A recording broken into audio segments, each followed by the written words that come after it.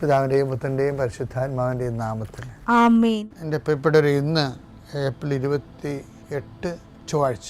അമ്മേ പരിശുദ്ധ അമ്മേ, അമ്മേ പരിശുദ്ധമേ, ദൈവമാതാവേ, കൃപാസനത്തിലൂടെ ഞങ്ങൾക്കും ഞങ്ങളുടെ ദേശത്തിനും അമ്മ മധ്യസ്ഥം തേടി തന്ന എല്ലാ അനുഗ്രഹങ്ങൾക്കും കൃപകൾക്കും ഞങ്ങളിപ്പോൾ ഹൃദയം നിറഞ്ഞ നന്ദി പറയുന്നു.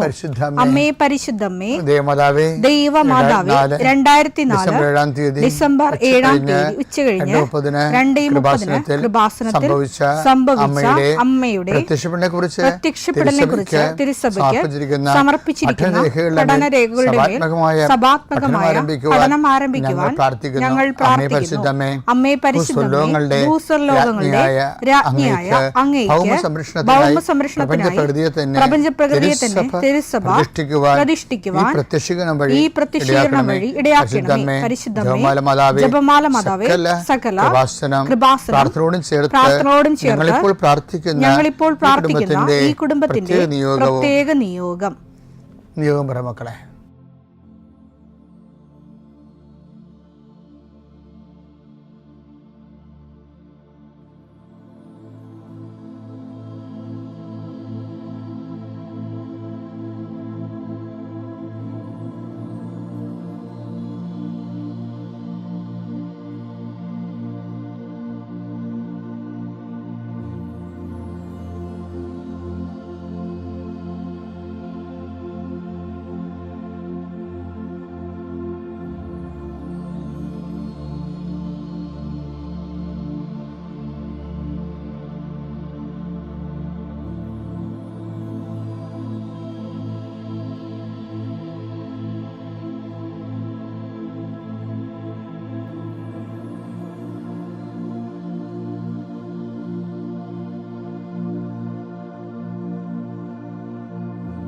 അമ്മയുടെ പ്രത്യക്ഷീകരണത്തിന്റെ ഈ അനുഗ്രഹവേളയിൽ ഞങ്ങൾക്ക് സാധിച്ചു തരുവാൻ കനിയണമേ. ആമേൻ. വിശ്വാസ പ്രമാണം.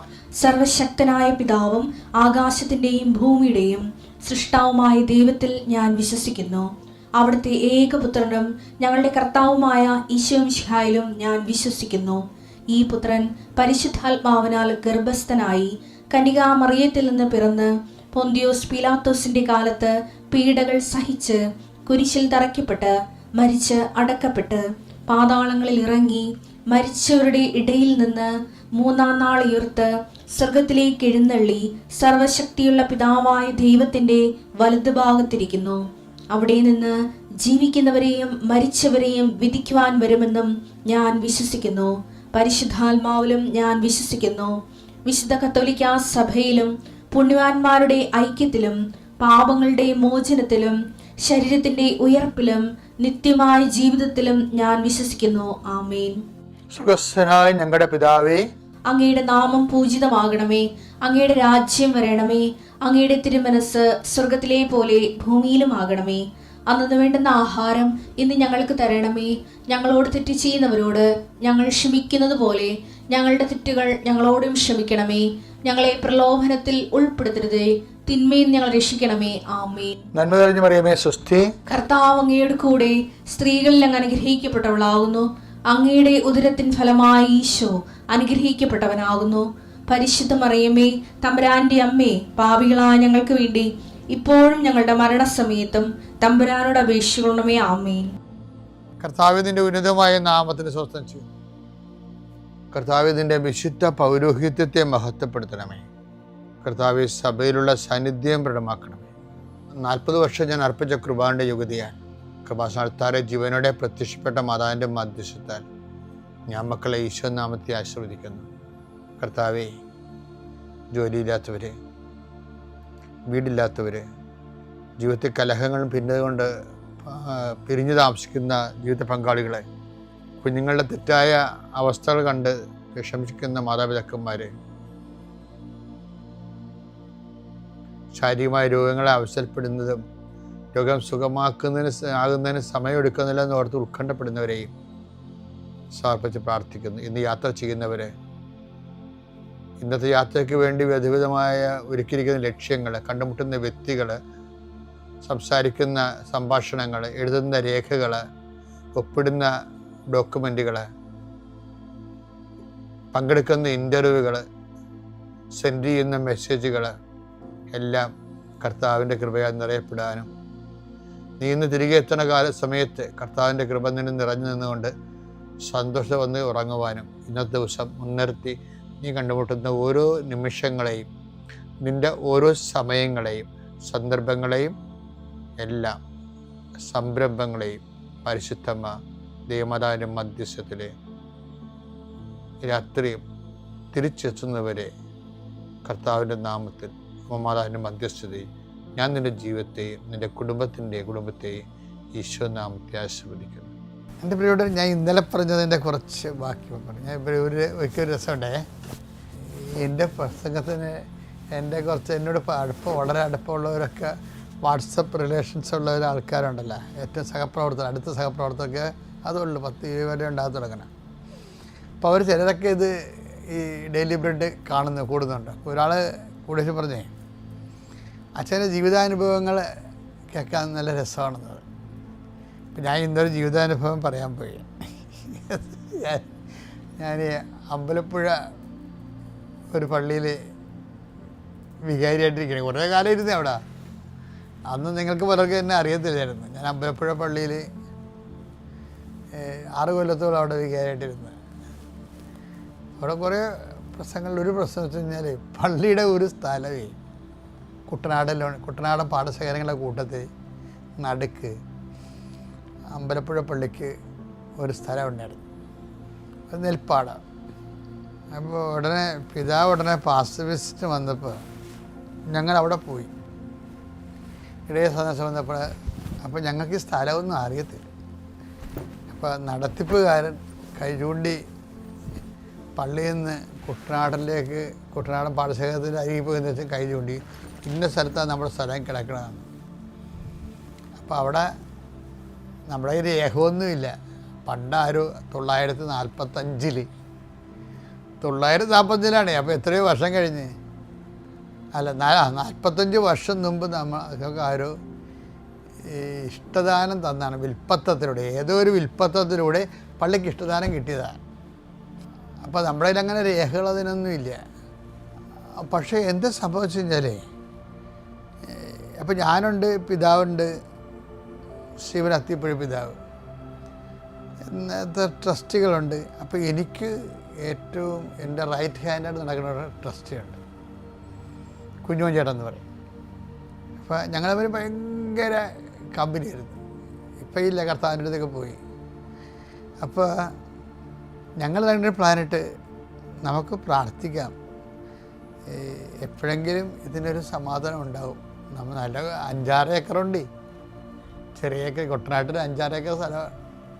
അപ്പോൾ ഞാൻ ഇത് എൻ്റെ ജപമാലയുടെ സമയത്ത് അപ്പോൾ എനിക്കും വേറെയും കുറേ വിഷയങ്ങൾ അവിടെ ഉണ്ടായിരുന്നു.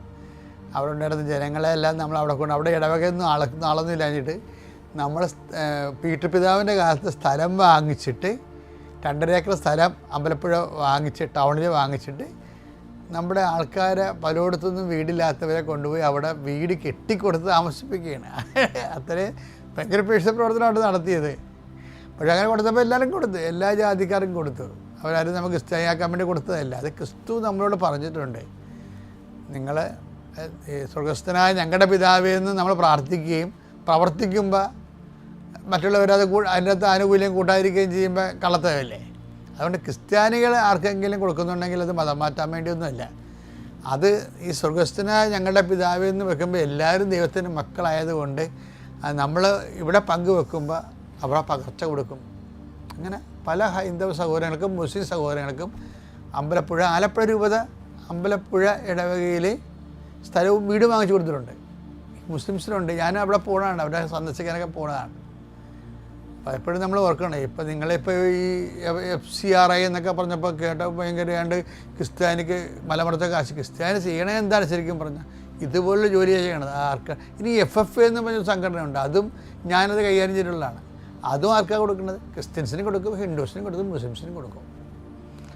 അത് ഫാമിലി FFA ഫാമിലി അസോസിയേഷന് വേണ്ടിയുള്ള സംഭാവനയാണ്. ഇപ്പോൾ ക്രിസ്ത്യാനിക്ക് എന്തെങ്കിലും കിട്ടിയാൽ എല്ലാവർക്കും അത് കിട്ടും. അത് പഠിത്തമായാലും കോളേജായാലും ഇതുപോലെയുള്ള സഹായമായാലും കിട്ടും. അപ്പം അത് ഞങ്ങൾക്ക് അങ്ങനെ അങ്ങനെ നിന്നാൽ മാത്രമേ ഞങ്ങളുടെ ജീവിതം ദൈവത്തിൻ്റെ സുവിശേഷ വിഹിതമാകത്തുള്ളൂ. അതാണ്. അപ്പം ഞാനിത് ജസ്റ്റ് ഇപ്പോൾ പറഞ്ഞതേ ഉള്ളൂ കേട്ടോ. ഇങ്ങനെ ഇഷ്യൂസൊക്കെ നടക്കുമ്പോൾ ഇപ്പോൾ ഭയങ്കര ആൾക്കാർ ഭയങ്കര വർഗീയതയല്ല അവിടെയൊക്കെ എന്തെങ്കിലും ഒരു അവസ്ഥ കിട്ടാൻ കാത്തിരിക്കുകയാണ് ആൾക്കാർക്ക് വർഗീയത പ്രചരിപ്പിക്കാൻ വേണ്ടി. അത് അവരുടെ കസേര വിപ്ലവമാണ്. അതിനകത്തൊന്നും ഞങ്ങൾ ആരും പോയി തലവെക്കത്തില്ല. Let them have it for their convenience. ഞാനിപ്പോൾ പറഞ്ഞതിൻ്റെ കാരണം ഈ സ്ഥലത്തിന് നമുക്ക് രേഖയിലല്ല. അപ്പം ഞാൻ നമ്മുടെ അടുത്ത് രേഖയില്ലെന്നേ ഉള്ളേ. ഒരു സാധനം ഇല്ല എന്ന് പറഞ്ഞു കഴിഞ്ഞാൽ അത് ഇല്ല എന്നല്ല എൻ്റെ അർത്ഥം, അത് ദൈവത്തിൻ്റെ അടുത്ത് ഉണ്ടെന്നല്ല എൻ്റെ അർത്ഥം. അപ്പം ഞാൻ എന്ത് ചെയ്യാന്ന് വെച്ച് കഴിഞ്ഞാൽ ഞാൻ ചെയ്തുകൊണ്ടിരുന്ന പരിപാടി വെച്ചാൽ ഇപ്പം ഈ സ്ഥലം ആൾക്കാർക്ക് കൊടുത്തെന്ന് പറഞ്ഞില്ലേ, അവർക്ക് അന്ന് പ്രമാണം ചെയ്ത് കൊടുത്തില്ലായിരുന്നു. അവർക്ക് കൊടുത്തിരിക്കുന്നത് അവർക്ക് ഉപയോഗിക്കാൻ വേണ്ടി കൊടുത്തതാണ്. അപ്പോൾ 10-14 കൊല്ലം മുമ്പ് കൊടുത്തത്. അപ്പം ഞാൻ ചെന്നപ്പോൾ എല്ലാവരും വന്ന്, ഞാൻ ഈ പ്രാർത്ഥനക്കാരനൊക്കെ കാരണം ഒറ്റയടിക്ക് മറുപടി പറയത്തില്ല.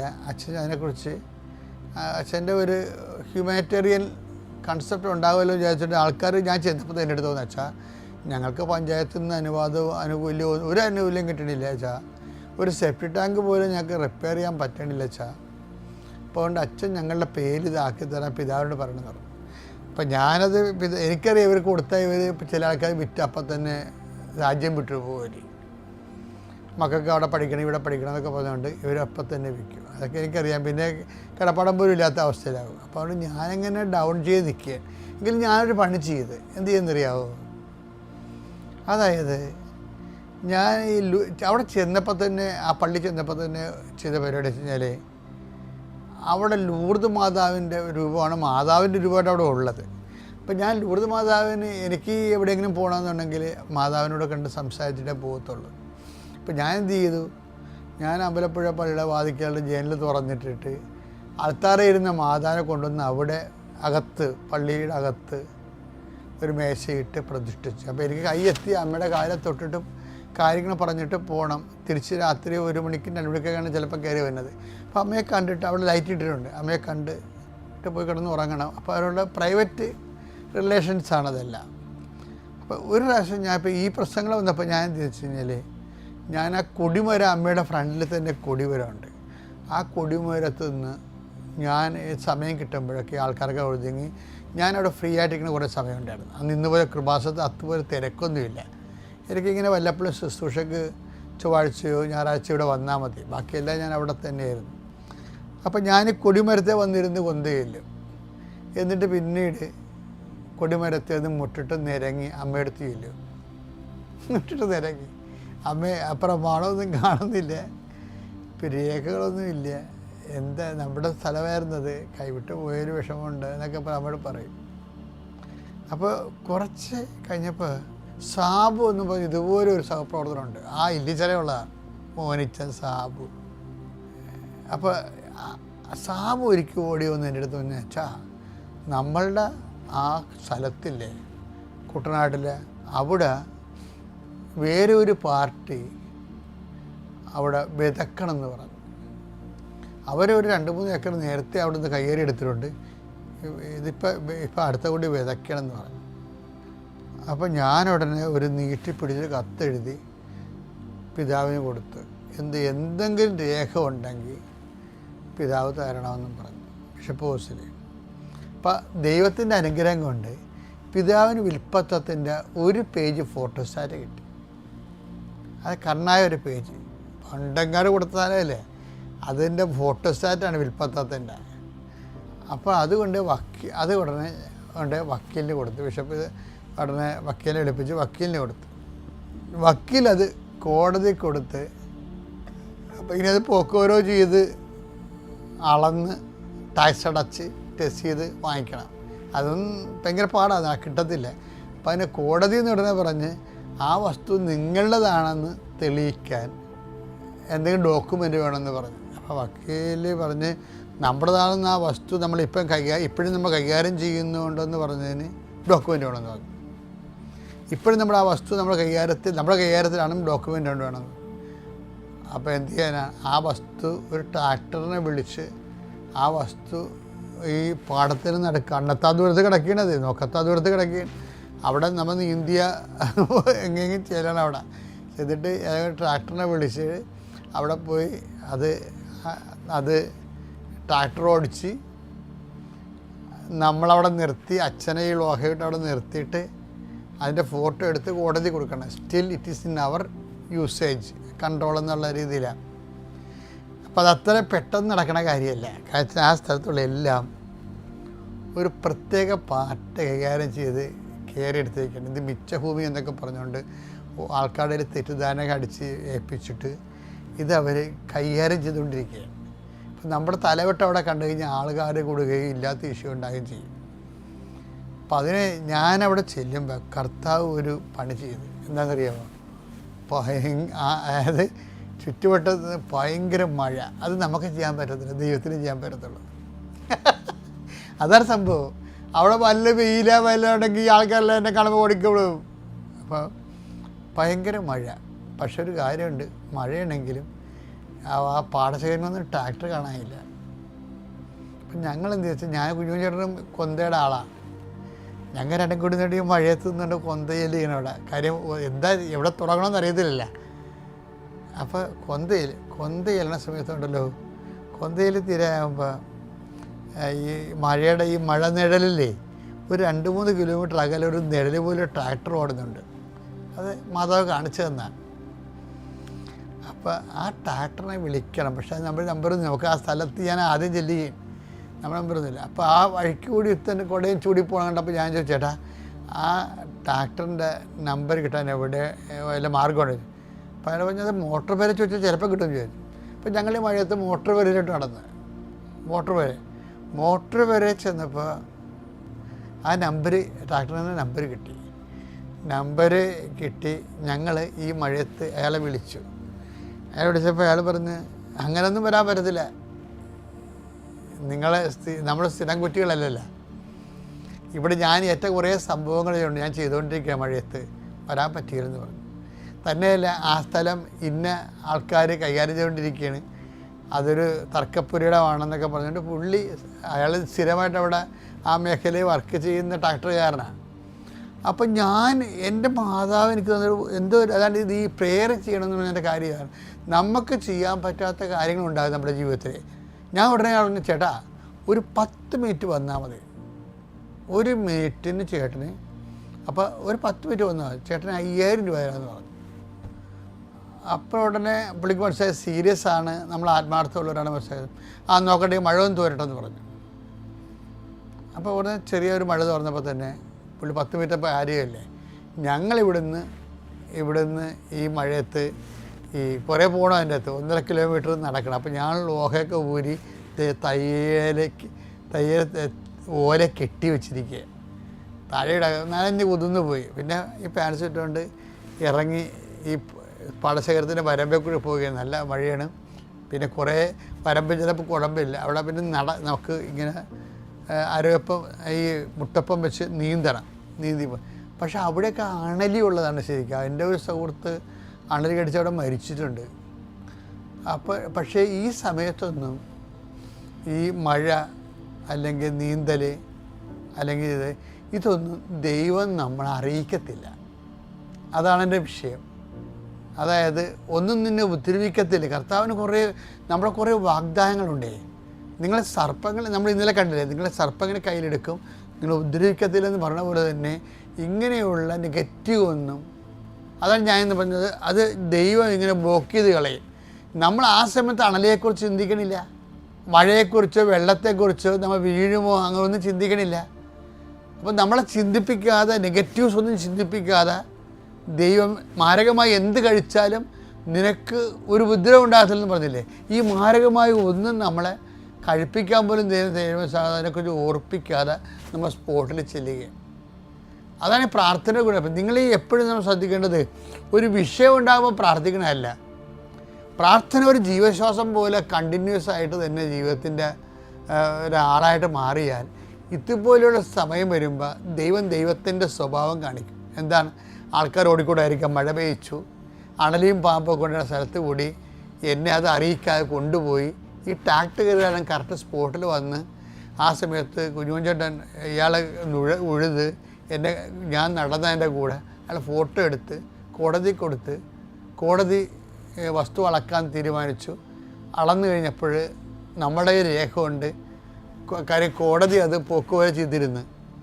അപ്പോൾ അവിടുന്ന് നമുക്ക് ആദ്യം അനുവാദം കിട്ടിയിരുന്നു. നമ്മുടെ രേഖ കൊണ്ട് പിന്നെ അളവിൻ്റെ പ്രശ്നത്തിലേ ഉള്ളൂ കുഴപ്പം വരുന്നത്. അപ്പം അതിന് അളവ് വെച്ചു. അപ്പോൾ പെട്ടെന്ന് കാര്യം ഇപ്പം ഇത് ശരിക്കും പറഞ്ഞാൽ നടക്കാത്ത കാര്യമാണ്. പക്ഷെ നമ്മളെപ്പോഴും നിങ്ങൾ ഈ നടക്കാത്ത കാര്യം എന്ന് പറയുമ്പോൾ ഒന്ന് അത് നടക്കത്തില്ലെന്നല്ല, ദൈവത്തിനെ കൊണ്ട് നടക്കും. അങ്ങനെയാണെങ്കിൽ ഇപ്പം നമുക്കെന്താ വിചാരിക്കണേ, കാര്യം കാണാൻ വേണ്ടി മാത്രം ദൈവത്തിൻ്റെ അടുത്ത് പോവുകയും അത് കഴിയുമ്പോൾ പിന്നെ വെള്ളവടിയും തോന്നിവാസവും പോക്കൃത്തൊക്കെ ആയിട്ട് ജീവിച്ചാൽ ദൈവത്തെ നിങ്ങളെ വിശ്വസിക്കാൻ പറ്റത്തില്ല. യോഹന്നാൻ 2:24. യേശുവാകട്ടെ അവരെ വിശ്വസിച്ചില്ല, കാരണം അവൻ അവരെയെല്ലാം അറിഞ്ഞിരുന്നു. മനുഷ്യനെ പറ്റി ആരുടെയും സാക്ഷ്യം അവൻ ആവശ്യമായിരുന്നില്ല. മനുഷ്യനിലുള്ളത് എന്താണെന്ന് അവൻ വ്യക്തമായി അറിഞ്ഞിരുന്നു. ദൈവത്തിനെ വിശ്വസിപ്പിച്ചെടുക്കണം. അതാണ് ഏറ്റവും ജീവിതത്തിൻ്റെ ഏറ്റവും പ്രധാനപ്പെട്ട ബുദ്ധിപരമായ ജീവിതം എന്ന് പറയുന്നത്. നമ്മൾ ദൈവത്തിനെ ആശ്രയിക്കുന്നു, ദൈവത്തിനെ കൊണ്ട് ജീവിക്കുന്നു. അത് ആ ദൈവത്തിൻ്റെ ആനുകൂല്യത്തിന് വേണ്ടിയല്ല, അത് ദൈവത്തിന് വേണ്ടി മാത്രമാണെന്ന് പറഞ്ഞുള്ള ഒരു റിലേഷൻസ് നർച്ചർ ചെയ്ത് രൂപപ്പെടുത്തിയെടുത്താൽ നമുക്ക് ലോകത്തെ ജയിക്കാൻ പറ്റും. ഇതുപോലുള്ള എല്ലാ ജീവിത പ്രശ്നങ്ങളെയും പിതാവിൻ്റെയും പുത്രൻ്റെയും പരിശുദ്ധാത്മാവിൻ്റെയും നാമം.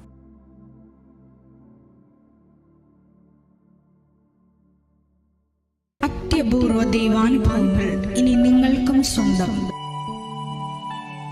ഈ യൂട്യൂബ് ചാനൽ ഇതുവരെ സബ്സ്ക്രൈബ് ചെയ്തിട്ടില്ലെങ്കിൽ ഇപ്പോൾ തന്നെ സബ്സ്ക്രൈബ് ചെയ്യുക. ഈ വീഡിയോ ഇപ്പോൾ തന്നെ നിങ്ങളുടെ സുഹൃത്തുക്കൾക്ക് ഷെയർ ചെയ്തുകൊണ്ട് കർത്താവിൻ്റെ പ്രേക്ഷിതരാകുക.